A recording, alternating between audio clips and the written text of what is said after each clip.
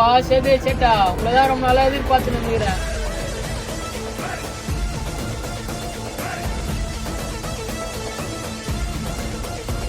உங்க 2 பேரையும் ஒன்னா பார்த்து ரொம்ப சந்தோஷமாகுதுப்பா.